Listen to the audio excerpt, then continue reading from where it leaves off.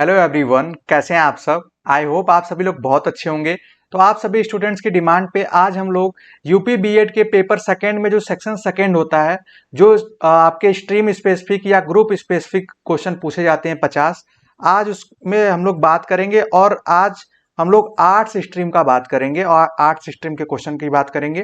तो जो भी स्टूडेंट्स अगर दूसरे स्ट्रीम का चाहते हैं, जैसे साइंस का काफ़ी डिमांड है, तो हम कोशिश करेंगे कि अगले सेशन में साइंस का भी लाएं। ये 2020 पेपर है। इससे आपको आइडिया लग जाएगा कि इस स्ट्रीम में जो है कैसे क्वेश्चन पूछे जाते हैं। जैसा कि मैंने इस पे syllabus video, previous year paper सब कुछ पहले से है। यूपी बीएड की प्लेलिस्ट भी है चैनल पे, आप उस पे जाके ढेर सारे कंटेंट आप अपने काम के देख सकते हैं। पहला क्वेश्चन हम लोग स्टार्ट करते हैं। 51 आप लोग देख सकते हैं, आपकी स्क्रीन पे है एक साइड। एंजाइम मूलतः होते हैं, एंजाइम क्या होते हैं। आप ये क्वेश्चन जो है जीएस बायोलॉजी से है। इससे एक आध दो क्वेश्चन हमेशा एग्जाम में आते हैं, आर्ट्स स्ट्रीम में भी आते हैं, और जो जीके जीएस का पहला सेक्शन होता है पेपर फर्स्ट का, उसमें भी आता है। तो इसमें कभी कभी एंजाइम हो गया, विटामिन हो गया, कोई भी डिजीज हो गया, कोई बॉडी पार्ट हो गया, इससे क्वेश्चन आते हैं। तो हम लोग ये एक प्रैक्टिस सेशन है, तो हम लोग काफी जल्दी से करेंगे। जहां मुझे जरूरत होगी कि कुछ फैक्ट बताने की, तो मैं आपको बताते चलूंगा। आप एंजाइम देख सकते हैं। एंजाइम मूलतः होते हैं, एंजाइम प्रोटीन होते हैं। और ये इनका काम क्या होता है कि हमारे बॉडी के अंदर जो भी केमिकल प्रोसेस है, रासायनिक क्रियाएं हैं, उसमें सहायता प्रदान करते हैं। उसमें मतलब ये हेल्पफुल होते हैं एंजाइम्स। 52 आप देख लीजिए। चीनी यात्री फाहियान की भारत यात्रा के समय गुप्त वंश का शासक कौन था। तो गुप्त वंश का शासक बताना है। कंडीशन क्या है कि चीनी फाहियान की भारत यात्रा के समय, उस समय जो थे शासक गुप्त वंश के, वो थे चंद्रगुप्त द्वितीय। और चंद्रगुप्त द्वितीय से एक और फैक्ट आता है कि इन्हीं के दरबार में आर्यभट्ट, आर्यभट्ट, वाहार मिहिर, ऐसे जैसे लोग इनके एक तरीके से दरबार में थे। ठीक है, नवरत्न थे उस तरीके के। तो इससे भी कई बार क्वेश्चन आता है कि आर्यभट्ट किसके दरबार में थे और या किसके समकालीन थे। ऐसे क्वेश्चन आपके एग्जाम में आते हैं। 53 देख लीजिए। ये हमेशा पूछा जाता है, विजयनगर जो है राज्य की स्थापना किसने की थी। तो यहाँ पे देखिए स्थापना की थी।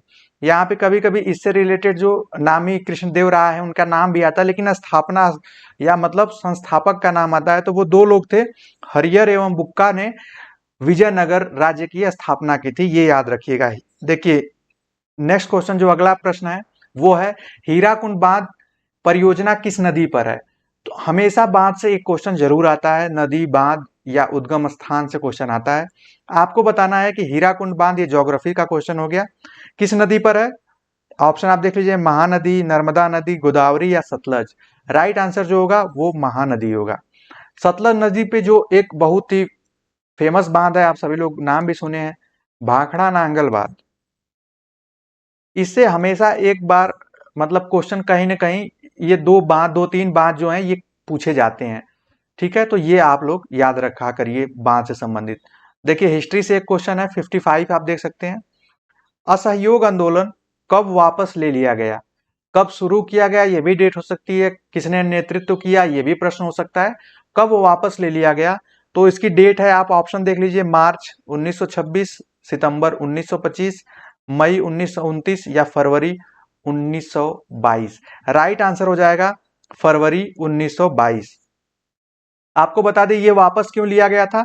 तो चौरा चौरी जो हत्याकांड था, जिसमें एक थाने में पुलिस वालों को जिंदा जला दिया था भीड़ ने, उसके मतलब उसी के उपरांत गांधी जी को ये लगा कि नहीं, उग्र होता जा रहा है हमारा आंदोलन, तो उन्होंने वापस ले लिया। डेट थी 12 फरवरी। और वो जो कांड हुआ था चौरा चौरी वाला, वो हुआ था 5 फरवरी को। तो लगभग 7 दिन बाद इन्होंने वापस ले लिया उस चीज को, आंदोलन को। तो ये आप याद रखिएगा। 56 आप देख लीजिए। पतंजलि का संबंध है, पतंजलि का संबंध न्याय दर्शन से है, योग दर्शन से है, सांख्य दर्शन से, या उपर्युक्त सभी से। तो इसका राइट आंसर क्या होगा, वो होगा योग दर्शन से। आप याद करने के लिए ये भी एक को रिलेट कर सकते हैं कि पतंजलि ब्रांड के एम्बेसडर कौन है, बाबा रामदेव। और रामदेव किस लिए फेमस है, योग और योगासन के लिए। तो योग दर्शन जो है ये आप इसे याद रखिएगा। सांख्य दर्शन की अगर बात करें तो इसमें जो नाम आता है वो आता है कपिल का। और न्याय दर्शन की बात करें तो अक्षपाद, अक्षपाद गौतम का नाम आता है। तो ये आप लोग नोट कर सकते हैं। अगला क्वेश्चन आप देख लीजिए, 57 है, द्वैताद्वैत सिद्धांत के प्रवर्तक हैं। तो आपको इससे भी थोड़ा सा एक, ये अगर आप लोग तैयारी कर रहे हैं तो लुसेंट की बुक आती है हिंदी में जीएसजीके की, उसमें ये सारे क्वेश्चन मिल जाते हैं, इसीलिए वो रामबाण बुक कही जाती है। ठीक है, आप इसके जो राइट आंसर हो जाएगा वो हो जाएगा निम्बार्काचार्य। निम्बार्काचार्य जो थे द्वैताद्वैत सिद्धांत के प्रवर्तक थे, एक द्वैत सिद्धांत के प्रवर्तक है। ऐसे क्वेश्चन कई बार आते हैं तो उसको आप लोग देख लीजिएगा एक बार। 58 देख लीजिए, लोकसभा में अधिकतम कितने सदस्य हो सकते हैं। देखिए दो क्वेश्चन बनते हैं कि कितने पे चुनाव होता है और कितने मैक्सिमम हो सकते हैं। तो पहले ये संख्या जो थी उसको आप एक बार याद कर लीजिएगा, 552 थी, 552 थी। लेकिन चुनाव कितने पे होते थे, वो होते थे आप कह सकते हैं 545 पे, जिसमें अगर हम इसको भी और अगर वो करके देखें तो 543 पे चुनाव होते थे, 2 आंग्ल भारतीयों का चयन होता था। लेकिन हुआ क्या, 2020 में 104 कॉन्स्टिट्यूशनल अमेंडमेंट के बाद जो आंग्ल इंडियन का जो राष्ट्रपति द्वारा मतलब आप एक तरीके से मनोनीत किए जाते थे उसको हटा दिया गया। अब अगर प्रेजेंट में पूछा जाएगा तो इसका राइट आंसर जो होगा वो होगा 550। कुछ बुक्स में अभी भी 552 लिखा होगा। अब जो अतिरिक्त सीटें हैं, जैसे चुनाव अभी भी 543 पे ही होता है, ये जो है ये पीओके जो पाकिस्तान अधिकृत कश्मीर है उसके लिए ये सीटें रखी गई हैं, बनाई गई हैं या बनाई गई थी। तो इसलिए कभी कभी आप सोचते हैं कि सर वो फिर जो सीटें हैं 7 सीटें वो कहाँ हैं, तो वो सीटें जो है वो पीओके की जो है पाक अधिकृत जो कश्मीर है लद्दाख के आगे का क्षेत्र जो है उसके लिए बनाई गई थी। तो ये काफी इंपॉर्टेंट फैक्ट है, इसलिए मुझे लगा बता देना चाहिए आप लोगों को। यहाँ पे आप लोग देख सकते हैं जनसंख्या नियंत्रण एवं परिवार नियोजन विषय है। आपको पता होगा पॉलिटी में ये सब पॉलिटी क्वेश्चन है ये दोनों, कि जनसंख्या नियंत्रण जो है एवं परिवार नियोजन विषय जो है ये विषय 3 टाइप के होते हैं। एक होता है राज्य का, एक होता है केंद्र का या यूनियन आप उसको कह सकते हैं, जैसे यहाँ पे संघ लिखा है, और एक होता है समवर्ती जो दोनों का हो सकता है। तो ये जो जनसंख्या नियंत्रण और परिवार नियोजन जो है, मतलब अगर इंग्लिश में कहा जाए तो पॉपुलेशन जो है पॉपुलेशन कंट्रोल का और परिवार फैमिली प्लानिंग का, ये दोनों जो है ये समवर्ती सूची के विषय हैं। मतलब इस पे संघ मतलब सेंट्रल गवर्नमेंट भी कानून बना सकती है और राज्य सरकार भी कानून बना सकती है, तो ऐसे विषयों को कहा जाता है। अब हम लोग देखेंगे 60वां जो 60 नंबर क्वेश्चन है उसको देख लेते हैं कि स्वतंत्रता सेनानी को लोकमान्य की मानक उपाधि दी गई थी। तो आप सभी लोग, ये काफी सिंपल क्वेश्चन है, इसमें ज्यादा बताने की जरूरत नहीं है। बाल गंगाधर तिलक, इनका पूरा नाम आप लीजिए, लोकमान्य बाल गंगाधर तिलक जी को ये उपाधि दी गई थी। आप यहाँ देख सकते हैं मार्क्स किस देश का रहने वाला था। आपको पता है कि मार्क्स एक बहुत ही बड़ा थिंकर था, पॉलिटिकल थिंकर था। उसने एक नए तरीके से पॉलिटिकल चीजों को डिफाइन किया, इसलिए ये फेमस है। अगर जो स्टूडेंट्स पॉलिटी पढ़े होंगे तो जानते होंगे। साम्यवाद समाजवाद का ये प्रवर्तक भी कहा जाता है। ये जर्मनी का रहने वाला था, हालांकि ये जर्मनी में फिर छोड़ के कई देशों में अलग अलग रहा है, लेकिन मूल जो निवासी था ये जर्मनी का। आप यहां देख सकते हैं अगला प्रश्न आप लोगों की स्क्रीन पे है, प्लूटो की अध्ययन पद्धति क्या थी या थी। जो प्लूटो की अध्ययन पद्धति थी वो निगमनात्मक थी। इससे क्वेश्चन अभी हम लोग आगे इंडक्टिव मेथड कहते हैं इसको। आप अभी के लिए सिर्फ इतना याद रखिए, अगर आप लोग हमारी कोई क्लास देखेंगे टीचिंग एप्टीट्यूड में तो ये मैं उसमें डिटेल से बताऊंगा कि इसमें अंतर क्या होता है। ठीक है, इंडक्टिव डिडक्टिव 2 मेथड होते हैं और उसमें अंतर क्या होता है उस पर जानेंगे। आप 63वां नंबर क्वेश्चन देख सकते हैं, एक मार्क का संबंध है। एक मार्क आप लोग देखे होंगे ऐसे एक मतलब प्रोडक्ट्स पे बनाए रहते हैं, तो इसका संबंध किससे है, पैकेजिंग से, संसाधन से, प्रोसेसिंग से या क्वालिटी से। तो ये क्वालिटी का एक तरीके से सिंबल है और ये गवर्नमेंट लगाती है प्रोडक्ट्स की क्वालिटी पे, तो एगमार्क का संबंध इससे है, ये आप लोग याद रखिएगा। 64वां देख लीजिए, निम्नलिखित में से कौन सी शीत समुद्री धारा है जो कोल्ड ओशियन वे सॉरी इसको स्ट्रीम बोलते हैं, मतलब समुद्र जो हमारा इतना बड़ा समुद्र है उसमें कई तरीके की धारा चलती हैं, शीत धारा और उसमें गर्म जल धारा, इसको फेमस है। तो ये इसको ठंडी जलधारा आप समझ लीजिए, ठंडी जलधारा। ये ज्योग्राफी का एक अच्छा क्वेश्चन है। तो निम्न में से कौन सा है, तो वो है हम्बोल्ट जलधारा जो है वो ठंडी जलधारा है। वेम्बानाद झील कहाँ है, हमें ये इसका राइट आंसर देना है। वेम्बानाद जो झील है वो सिचुएटेड है केरल में। ठीक है, 66 आप देख लीजिए, ये काफी अच्छा क्वेश्चन है और मैं इसको थोड़ा सा स्पेसिफिक इसलिए किया हूं क्योंकि इससे कुछ फैक्ट्स हैं वो आप जान लीजिएगा। हर्षवर्धन ने अपनी राजधानी थानेश्वर से कहाँ स्थानांतरित की थी, तो जो हर्षवर्धन एक राजा है आप सभी लोग जानते होंगे, उसने कन्नौज अपनी राजधानी स्थानांतरित की थी। वहां का जो शासक था शशांक, शशांक को हराकर उसने यहाँ कन्नौज में अपनी राजधानी स्थापित की थी। हर्षवर्धन से कई फैक्ट हमेशा एग्जाम में आते हैं। पहला ये कि इनके दरबारी कवि थे बाण भट्ट, बाण भट्ट जो थे ये इनके दरबारी कवि थे और इन्होंने दरबारी कवि ने इन्होंने कई रचनाएं लिखी थी। उस रचना से संबंधित भी प्रश्न हमेशा आपके एग्जाम में आते हैं, तो उसको याद रखिएगा। रचनाएं कौन कौन सी थी, तो वो थी हर्षचरित्र, या पहले कादम्बरी भी थी एक, कादम्बरी और हर्षचरित्र। तो हर्षवर्धन को अगर आप एक बार देख लेते हैं, अच्छा सॉरी यहाँ पे आप लोगों को दिख नहीं पाया होगा, ठीक है, दो रचनाएं थी बाण भट्ट ने लिखी थी, वो कादम्बरी थी और हर्ष चरित्र थी। ये आप लोग एक बार देख लेना हिस्ट्री की बुक में, इससे हमेशा एक क्वेश्चन जरूर आता है। 67 आप देख सकते हैं, खालसा पंथ की स्थापना किसने की थी, तो खालसा पंथ की स्थापना सिख के 10वें गुरु गुरु गोविंद सिंह जी ने की थी। तो ये इसका राइट आंसर हो जाएगा, इसको आप लोग देख सकते हैं। अब हम लोग और देख लेते हैं क्वेश्चंस, इसको मैं थोड़ा सा स्क्रॉल कर दे रहा हूं। हाँ, 68 आप देख सकते हैं, मुद्रा राक्षस का लेखक निम्न में से कौन है, तो मुद्रा राक्षस के लेखक विशाखा दत्त, अश्वघोष, भास या कालिदास। कालिदास नहीं है, कालिदास की एक फेमस रचना है अभिज्ञान शाकुंतलम, ये आप लोग जानते होंगे। मुद्रा राक्षस के लेखक हैं Vishakhadatta. Option A will be the right answer.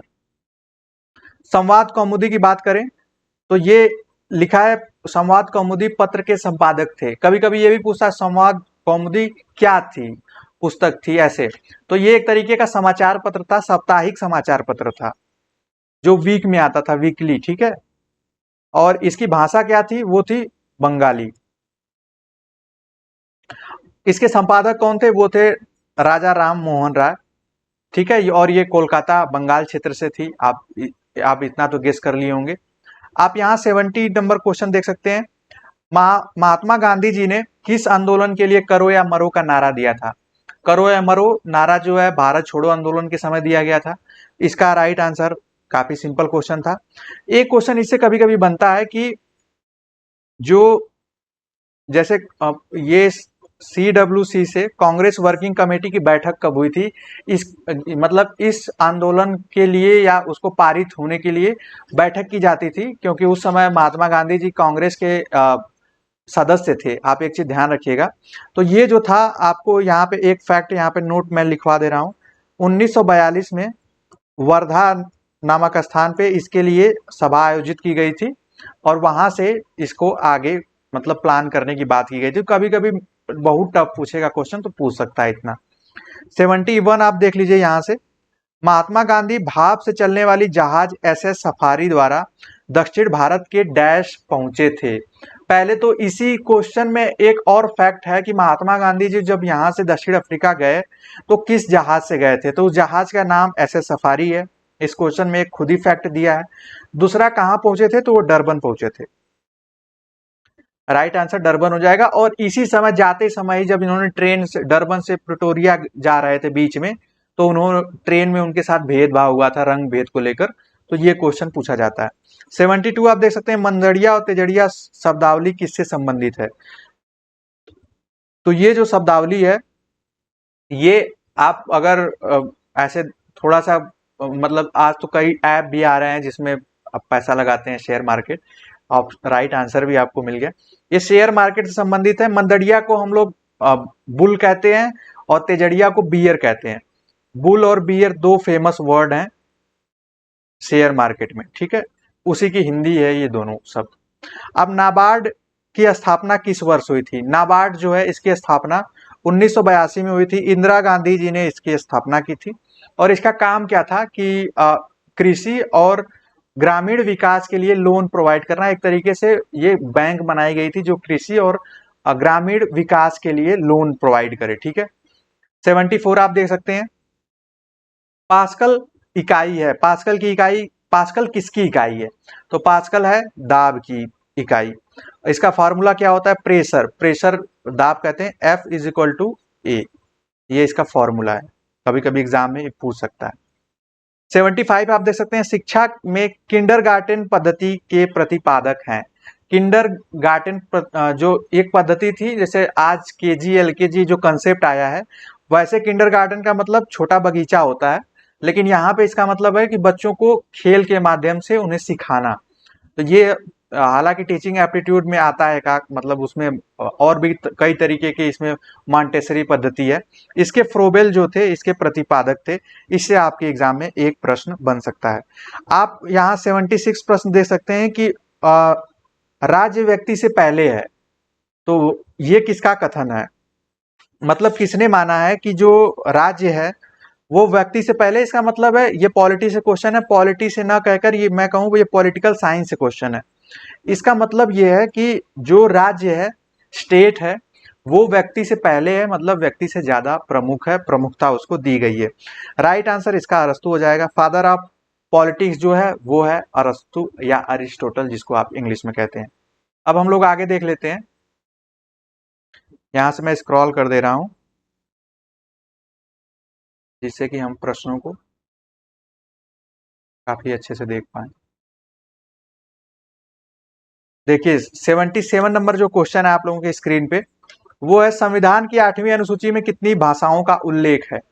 तो इससे ये बहुत ही सिंपल क्वेश्चन है। पहले तो दो तीन चीज जान लीजिए कि भाषाओं का उल्लेख कहाँ है संविधान के, तो 8वीं अनुसूची में है, इसी में एक फैक्ट है। और दूसरा कितनी भाषाएं हैं, तो वो 22 भाषाएं हैं अभी तक। ठीक है, आगे इसमें बढ़ भी सकती हैं, लेकिन जब बढ़ेंगे तो कॉन्स्टिट्यूशनल अमेंडमेंट करना होगा। अकबर ने दीन इलाही जो धर्म की स्थापना किस वर्ष की थी? तो दीन इलाही की जो स्थापना की गई थी वो की गई थी 1582 में। 1582 में दीन इलाही धर्म की स्थापना की गई थी।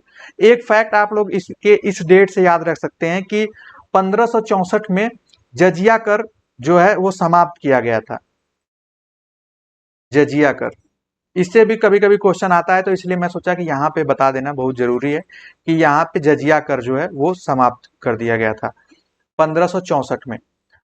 दीन इलाही से हमने संबंधित प्रश्न देख लिया। अब हम लोग आगे देख लेते हैं 79 नंबर जो क्वेश्चन आप लोगों के स्क्रीन पे ये है।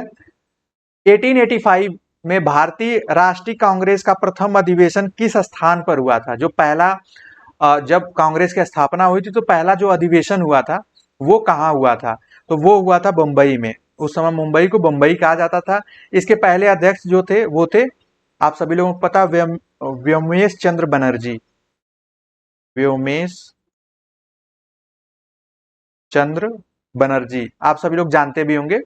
और एक दो फैक्ट आप अगर जानना चाहें तो ये जान सकते हैं कि पहला अधिवेशन तो, मैं यहाँ पे चेंज कर दे रहा हूँ थोड़ा कलर, पहला अधिवेशन तो बंबई में हुआ था, दूसरा जो था वो कोलकाता में हुआ था, और तीसरा जो था वो मद्रास में हुआ था। तो अगर एग्जाम में कभी ये आए कि भारतीय राष्ट्रीय कांग्रेस का जो दूसरा अधिवेशन है वो कहाँ हुआ था, तो वो आप बता सकेंगे इस क्वेश्चन के माध्यम से कि दूसरा जो था वो कलकत्ता में हुआ था। उस समय कोलकाता को कलकत्ता कहा जाता था, और तीसरा जो था वो मद्रास में हुआ था। अब यहाँ पे नेक्स्ट क्वेश्चन आप लोगों के स्क्रीन पे 80 है, 80 है कि रेडक्लिफ रेखा किन देशों की सीमा है? जो रेडक्लिफ जो रेखा है वो किन देशों की सीमा है? तो ये राइट आंसर जो हो जाएगा इसका, आप बताएंगे पाकिस्तान अफगानिस्तान, या भारत और पाकिस्तान, या भारत और चीन, या नेपाल और Bharat. What will be the right answer? आप लोग इसका राइट आंसर देंगे। इसका जो राइट आंसर होगा वो होगा भारत और पाकिस्तान। इसके बीच में ये रेड क्लिफ जो है ये रेखा है, ठीक है, सीमा है। उसके बाद अगर पाकिस्तान और अफगानिस्तान की बात करें तो डूरंड रेखा है, डूरंड रेखा। और भारत और चीन के मध्य जो है वो है मैकमोहन रेखा। हालांकि चीन इसको नहीं मानता है, वो अलग बात है। ठीक है, अब उसके बाद हम लोग अगला क्वेश्चन देख लेते हैं। 21वां जो है 81 क्वेश्चन नंबर है, निम्नलिखित में से भारत के किस राज्य में कॉफी का अधिक उत्पादन होता है? तो कॉफी का जो सबसे अधिक उत्पादन होता है, ऑप्शन आप देख लेंगे, केरल, उड़ीसा, पश्चिम बंगाल या कर्नाटक। यहाँ कॉफी कही गई है, चाय नहीं कहा गया, तो कॉफी जो होगा वो होगा कर्नाटक में, क्योंकि वहां कर्नाटक की जो मिट्टी है वो कॉफी, जो कॉफी होती है उसके आप कह सकते हैं उसकी फार्मिंग के लिए काफी अप्रोप्रिएट है। 82 नंबर क्वेश्चन आप देख लीजिए, उदारवाद का मौलिक सिद्धांत है। उदारवाद लिबरलाइजेशन या लिबर्टी आप कह लीजिए, उदार को लिबर्टी कह लीजिए, उसका मतलब है व्यक्तिक स्वतंत्रता से, पर्सनल लिबर्टी से या पर्सनल फ्रीडम से, अगर हमें किसी भी तरीके की कोई बंदिश नहीं होगी तो वो एक तरीके से उदारवाद का प्रतीक है। हालांकि ये बहुत बड़ा डिस्कशन है, बस सिंपली आप जानिए व्यक्तिक स्वतंत्रता से संबंधित है उदारवाद का मौलिक सिद्धांत। एक क्वेश्चन इससे भी बनता है कि भारत में 1 रुपए पर किसके हस्ताक्षर होते हैं? 1 रुपए के या सिक्के हो, या सिक्के पे हस्ताक्षर नहीं होते, नोट पे होते हैं। राइट आंसर आपको बताना है, वित्त मंत्रालय के सचिव के, राष्ट्रपति के, रिजर्व बैंक के गवर्नर के या भारत के वित्त मंत्री के। राइट आंसर क्या होगा? इसका राइट आंसर होगा वित्त मंत्रालय के सचिव के। सचिव जो होते हैं वो IAS रैंक के अधिकारी होते हैं। ठीक है, बाकी नोटों पे रिजर्व बैंक के गवर्नर के सिग्नेचर होते हैं, तो ये आप लोग जानते होंगे, लेकिन ये अच्छा फैक्ट है, इससे क्वेश्चन बनते हैं। इस सेशन का जो लास्ट क्वेश्चन हम लोग देखेंगे वो होगा 84। रविन्द्रनाथ टैगोर ने किस नरसंहार के विरोध में नाइटहुड की उपाधि लौटा दी थी? तो वो था जलियांवाला बाग नरसंहार। और भी क्वेश्चन अगर आपको चाहिए, इसका PDF चाहिए, तो आप हमारे जो व्हाट्सएप नंबर है उस पर कॉन्टेक्ट करके आप PDF विद आंसर की भी ले सकते हैं। हमने कुछ की आंसर की बनाई भी हैं, जिससे कि आपको हेल्प मिलेगी आपकी एग्जाम प्रिपरेशन में। लगभग 10 ईयर के प्रीवियस ईयर पेपर हम लोग आपको प्रोवाइड करा सकते हैं। आप इसके लिए आपको व्हाट्सएप नंबर पे कांटेक्ट करना होगा। तो आई होप आपको आज का सेशन समझ में आया होगा, और जो भी इंपॉर्टेंट था वो मैंने इसमें बताने का काम किया है। अगर आप लोग चाहेंगे तो हम लोग अगला 2021 का आर्ट्स स्ट्रीम भी सॉल्व करेंगे, और साइंस रहेगा तो साइंस भी सॉल्व कर सकते हैं। तो उसके लिए आपको कमेंट करना होगा। तो मिलते हैं नेक्स्ट क्लास में और भी इंपॉर्टेंट क्वेश्चंस के साथ। तब तक के लिए bye bye, take care and keep watching.